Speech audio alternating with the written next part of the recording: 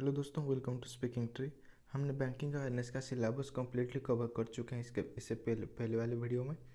तो अभी हम डायरेक्ट इसके टॉपिक एक के बाद एक टॉपिक के ऊपर डिस्कस करेंगे। ठीक है, मेरी हिंदी के लिए मैं माफ़ी चाहूँगा अगर मेरा हिंदी आपको थोड़ा ख़राब लगता है तो आप वीडियो को थोड़ा फास्ट करके देख लीजिए, क्योंकि मैं थोड़ा धीरे बोलने वाला हूँ, क्योंकि मैं जो स्टेट से बिलोंग करता हूँ वो हिंदी स्पीकिंग स्टेट से नहीं हूँ मैं। ठीक है, तो हम एक के बाद एक टॉपिक कवर करेंगे।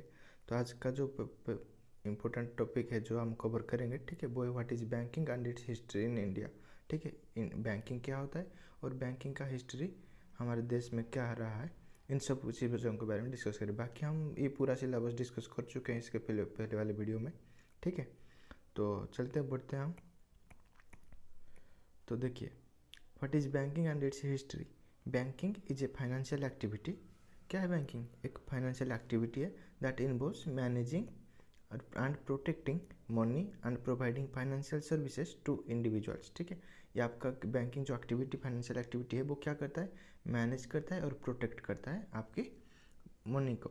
ठीक है, और providing financial services to individual businesses and governments, और फाइनेंशियल सर्विस प्रोवाइड करता है किसको? इंडिविजुअल को, बिजनेस को और गवर्नमेंट को। इंडिविजुअल जैसे कि हम आप सभी इंडिविजुअल्स है ना, और बिजनेस जैसे जो भी बिजनेस कंपनीज है, और गवर्नमेंट को। ठीक है, बैंक्स और बैंक क्या है? ठीक है, ये गलत है। ठीक है, यहाँ से पढ़िए। Banks are financial institution that accept deposits and lends money and facilitates transactions. ठीक है, बैंक क्या होता है? बैंकिंग तो जान लिया हम लोग। और बैंक क्या होता है? Banks are financial institution that accept deposit and lends money. ठीक है, बैंक क्या करता है? डिपॉजिट एक्सेप्ट करता है और क्या कहता है? Lends money and facilitate transactions. और क्या करता है? ट्रांजैक्शंस फैसिलिटेट करता है। They also offer financial products like saving account, loans, credit cards. Saving account facilitate करते हैं, लोन्स देते हैं, और क्रेडिट कार्ड भी फैसिलिटेट करते हैं, जिससे और हम ओवरड्राफ्ट भी ऐड कर सकते हैं। ठीक है, तो बैंकिंग और बैंक्स हमको समझ में आ गया। ठीक है, तो और एक बार बोल देता हूँ, बैंकिंग एक फाइनेंशियल एक्टिविटी होता है जो कि क्या काम करता है? मैनेजिंग एंड प्रोटेक्टिंग का काम करता है। किसको? मनी को। And providing financial services to individuals, businesses and governments. ठीक है, और बैंक्स क्या होता है? बैंक्स होता है financial institutions that accept deposit and lends money. ठीक है, बैंक क्या करता है? फाइनेंशियल इंस्टीट्यूशन होता है जो कि डिपॉजिट को एक्सेप्ट करता है और मनी लेंड करता है। ठीक है, and facilitate transactions. They also offer, कुछ फाइनेंशियल प्रोडक्ट बैंक भी ऑफर करते हैं, जैसे कि सेविंग्स अकाउंट, लोन्स और क्रेडिट कार्ड्स, ये सब। ठीक है, चलिए आगे बढ़ते हैं और history of banking in India के बारे में भी जानेंगे। ठीक है, तो जो बैंकिंग का कॉन्सेप्ट इंडिया में कब स्टार्ट हुआ था? ईयर 1750 में। ठीक है, ईयर 1750 में स्टार्ट हुआ था। Modern banking began with the establishment of bank of Hindustan. अगर पूछा जाए कि इंडिया में पहला बैंक जो कौन बैंक था वो कौन था, तो बैंक ऑफ हिंदुस्तान रहेगा। ठीक है, इसको ईयर 1770 में इस्टेब्लिश करा गया था, जो कि बाद में फेल हो गया, वो बैंक बाद में डूब गया। ठीक है, तो यहाँ पे क्वेश्चन बनता है कि इंडिया का फर्स्ट बैंक कौन सा था और कब उसको इस्टेब्लिश करा गया था। ठीक है, तो जो पहला बैंक था वो था बैंक ऑफ हिंदुस्तान, जिसको ईयर 1770 में इस्टेब्लिश करा गया था। ठीक है, चलिए आगे बढ़ते हैं। 1806 में क्या हुआ? द प्रेसिडेंसी बैंक का पहला बैंक जो था उसका नाम क्या था? Bank of Kolkata. Bank of Kolkata को इस्टेब्लिश करा गया था 1806 में। ठीक है, 1806 में किसको इस्टेब्लिश करा गया था? बैंक ऑफ कोलकाता को। याद रखिए कि ये पहला प्रेसिडेंसी बैंक है। अभी आगे जानेंगे प्रेसिडेंसी बैंक 3 थे, वो कौन कौन से थे। ठीक है, एंड लाटर नेम्ड बैंक, यहाँ पे कुछ गलत लिख दिया गया है। ठीक है, इसको मैं मार्क कर देता हूँ।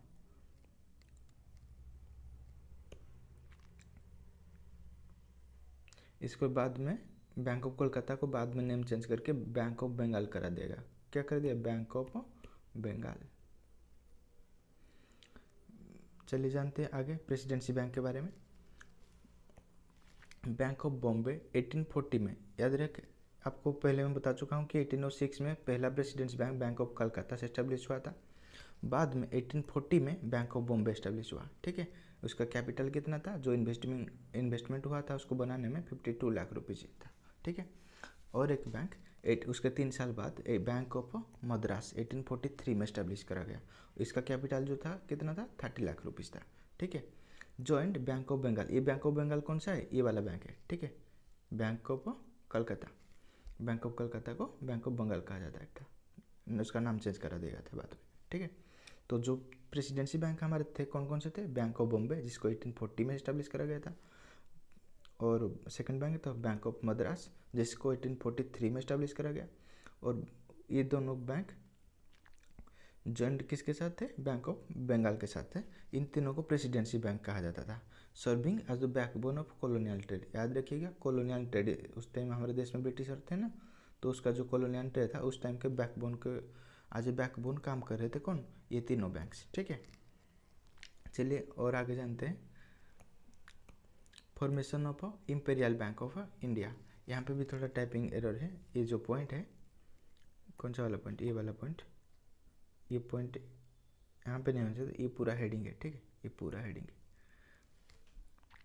देखिए formation of imperial bank of India, मैं आपको पहले बता चुका था कि जो प्रेसिडेंसी बैंक बना था वो 3 बैंक को बना था, बैंक ऑफ बंगाल और क्या था, बैंक ऑफ मद्रास और बैंक ऑफ कौन था, bank of Bengal, bank of Bombay, ठीक है। इन तीनों को ऐड करके बनाया गया था प्रेसिडेंसी बैंक। अभी वही प्रेसिडेंसी बैंक अभी कैसे बने इंपीरियल बैंक अभी जानेंगे। 1921 में the 3 presidency banks, bank of Bengal, bank of Madras and bank of Bombay were merge to form the imperial bank of India. वही तीनों बैंक को मर्ज करा दिया गया। कब मर्ज हुआ, 1921 में। याद रखिएगा बैंकिंग का हिस्ट्री हम पढ़ रहे हैं, पूरा सीक्वेंस वाइज कब क्या कुछ चेंज हुआ था बैंकिंग में, पूरा सीक्वेंस वाइज इस पीडीएफ में आपको नोट करते जाना है, ठीक है। जैसे हम 70 में कुछ हुआ, 70 उसके बाद 1806 में कुछ हुआ, 1840 में कुछ हुआ, 1843 में कुछ हुआ, अब 1921 में इन तीनों बैंक को मर्ज करा दिया गया, ठीक है। और उसको बताया गया कि वो तीनों बैंक को मर्ज करके उनको इंपीरियल बैंक ऑफ इंडिया कहा गया, ठीक है। जो प्रेसिडेंसी बैंक तीनों थे उनको इंपीरियल बैंक ऑफ इंडिया कहा गया। which acted as a quasi central bank until RBI was established। आपको अगर पता नहीं होगा तो RBI 1934 में एस्टेब्लिश हुआ था। उससे पहले RBI एस्टेब्लिश होने तक यही जो इंपीरियल बैंक है, यही इंपीरियल बैंक देश में सेंट्रल बैंक के आज देश का सेंट्रल बैंक काम कर रहा था, ठीक है। अब चल जानते हैं आगे establishment of reserve bank of India. Reserve bank of India को एस्टेब्लिश कैसे करा गया उसके बारे में जानेंगे। 1935 में एस्टेब्लिश करा गया था। The RBI was set up as the Central Bank of India under the Reserve Bank of India Act 1934। RBI Act 1934 के अंडर इसको एस्टेब्लिश करा गया था। याद रखिएगा अगर पूछा जाए RBI एक्ट कब आया था तो 1934 में आया था RBI एक्ट, और एस्टेब्लिशमेंट कब हुआ था तो 1935 में एस्टेब्लिश हुआ था, ठीक है। To regulate banking and currency in India, क्यों एस्टेब्लिश करा गया था, बैंकिंग सिस्टम और करेंसी को रेगुलेट करना था, किसको, RBI को। चलिए पोस्ट इंडिपेंडेंस डेवलपमेंट के बारे में थोड़ा जानेंगे, ये भी हेडिंग होना चाहिए था, ये भी टाइपो एरर है। जैसे पोस्ट इंडिपेंडेंस डेवलपमेंट, जब हमारा देश इंडिपेंडेंस के बाद हमारे देश में बैंकिंग एक्टिविटी क्या क्या हुआ था उसके बारे में जानेंगे। 1949 को RBI को नेशनलाइज करा गया and the banking regulation act was enacted to regulate banking operation. याद रखिएगा अगर पूछा जाए RBI को नेशनलाइज कब करा गया तो आंसर रहेगा 1949 में। और 1949 में क्या हुआ था, बैंकिंग रेगुलेशन एक्ट आया था, ये बहुत इंपॉर्टेंट है, ठीक है, सभी बैंकिंग एग्जाम्स के लिए इंपॉर्टेंट है। बैंकिंग रेगुलेशन एक्ट आया था 1949 में, ठीक है। चलिए आगे बढ़ते हैं। अब यहाँ जानते हैं 1955 को the imperial bank was transformed into state bank of India. इससे पहले हम पढ़े थे ना इंपीरियल बैंक ऑफ इंडिया के बारे में, जिसमें तीनों प्रेसिडेंसी बैंक को ऐड करा दिया गया था। वही इंपीरियल बैंक को स्टेट बैंक ऑफ इंडिया बोला गया, उसको ट्रांसफॉर्म करके क्या बना दिया गया, स्टेट बैंक ऑफ इंडिया। इतना आपको याद हो गया।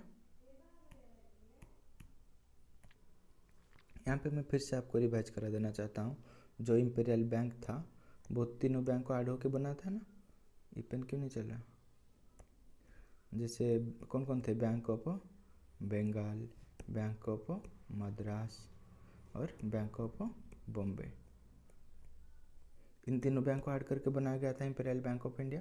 उसको ट्रांसफर करके स्टेट बैंक ऑफ इंडिया बना दिया गया। ठीक है, आपको याद रहेगा स्टेट बैंक ऑफ इंडिया। तो चलिए आगे हम जानेंगे नेशनलाइजेशन ऑफ बैंक्स के बारे में। ये भी टाइप हो रहा है, इसको हेडिंग करना चाहिए था। ठीक है, इसको हेडिंग होना चाहिए था, यहाँ पे गलत है। नेशनलाइजेशन ऑफ बैंक के बारे में जानेंगे। 1969 में the government nationalised 14 major private banks to ensure wider financial inclusion. अब इम्पोर्टेंट ये है कि बैंक के हर एक बैंक एग्जाम्स के इंटरव्यू में ये पूछा जाता है कि वो जो नेशनलाइजेशन करा गया था वो क्यों करा गया था, उसकी इम्पोर्टेंस क्या है, क्यों ज़रूरत पड़ी नेशनलाइजेशन करने के लिए। तो 1969 में 14 मेजर बैंक्स को नेशनलाइज करा गया था। 14 मेजर प्राइवेट बैंक्स को to ensure wide financial inclusion. क्यों नेशनलाइज करा गया था?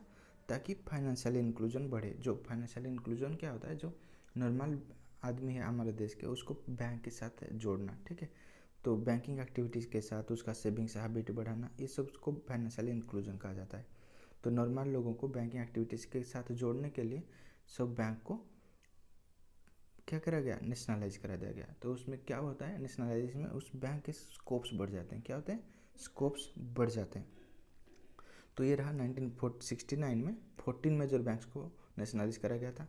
उसके बाद और एक बार नेशनलाइजेशन हुआ, वो था 1980, जिसमें 6 और बैंक्स को नेशनलाइज करा दिया गया। याद रहे क्या? 1969 में 14 बैंक को प्राइवेट करा दिया गया। 1980 में 6 और बैंक्स को नेशनलाइज करा दिया गया। ठीक है, तो उसके बाद और एक चीज़ आता है, introduction of regional rural banks. याद रखिएगा, ईयर 1975 में RRB were introduce to cater rural areas. जो ग्रामीण एरिया है हमारे देश के, गांव के एरिया के, उनको बैंक्स के साथ कनेक्ट करने के लिए 1975 में आरआरबी को एस्टेब्लिश करा गया। ठीक है, यहाँ पे इम्पोर्टेंट है, आरआरबी को जो एस्टेब्लिश करा गया उसका कमेटी क्या था। जो हम बैंकिंग के इम्पोर्टेंट कमेटी पढ़ेंगे ना, तो उसमें पढ़ेंगे हम नरसिम्हन कमेटी। ठीक है, इसके बारे में हम पढ़ेंगे। तो आरआरबी अगर पूछा जाए कि आरआरबी एस्टेब्लिश करने के लिए कौन से कमेटी का रिकमेंडेशन लिया गया था, उसका नाम होगा नरसिम्हन कमेटी। ठीक है, और आरआरबी में जो एक अगर आरआरबी बनता है तो उसमें गवर्नमेंट ऑफ इंडिया का शेयर कितना रहता है? 50%। स्टेट गवर्नमेंट का कितना शेयर रहता है? 15%। और जो इम्पोर्टेंट बैंक है, जो बैंक उसको ऑपरेट करेगा, उसका जो शेयर है 35% रहेगा। ठीक है, इतना आगे आपको आरआरबी के बारे में। चलिए और आगे बढ़ते हैं, लिबरलाइजेशन एरा के बारे में जानते हैं। लिबरलाइजेशन क्यों इम्पोर्टेंट है, क्यों करा गया था? ठीक है, तो 1991 में the government initiated banking reforms to liberalise the economy, allowing private sector banks and foreign banks to operate.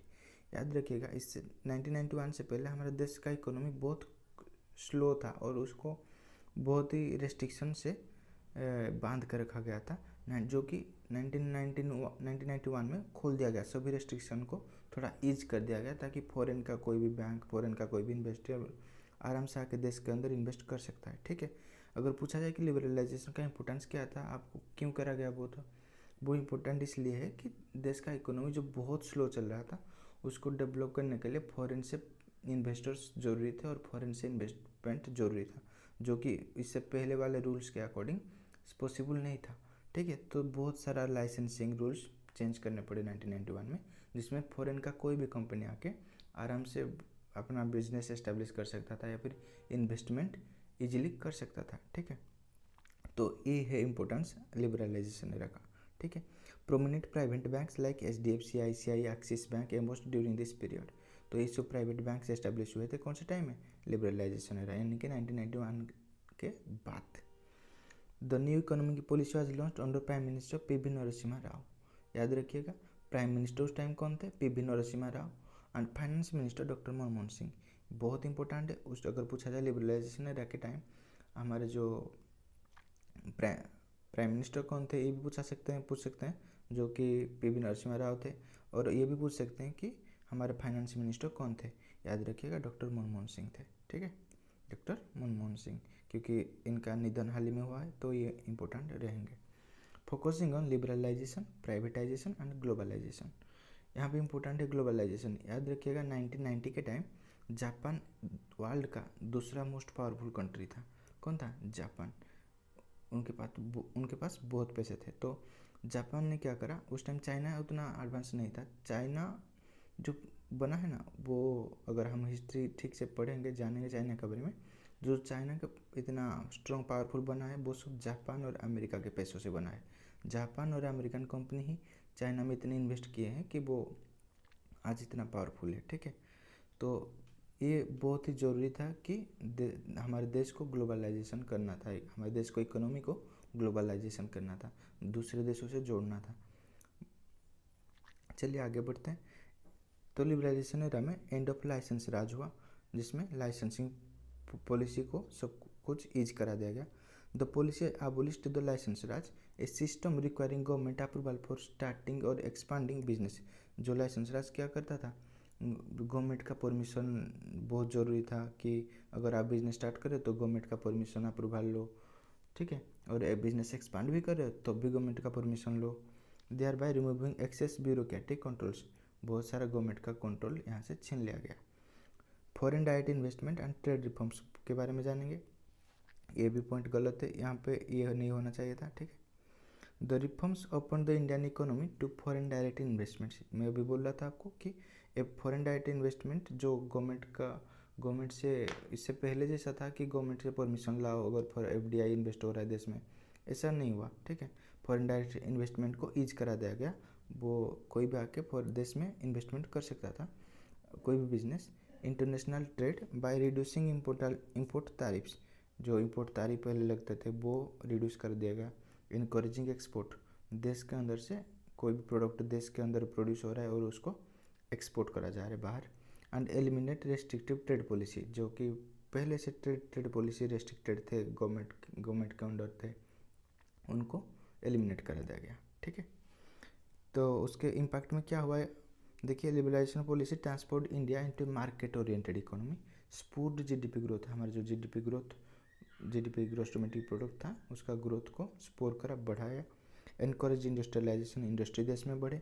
Integrated India with global economy, ये जो ग्लोबलाइजेशन हम पहले पढ़े थे ना, यही था integrated India with global economy, global economy के साथ इंडिया को इंटीग्रेट करना था। तो लिबरलाइजेशन के इम्पोर्टेंस बारे में आपको पता चल चुका होगा। ठीक है,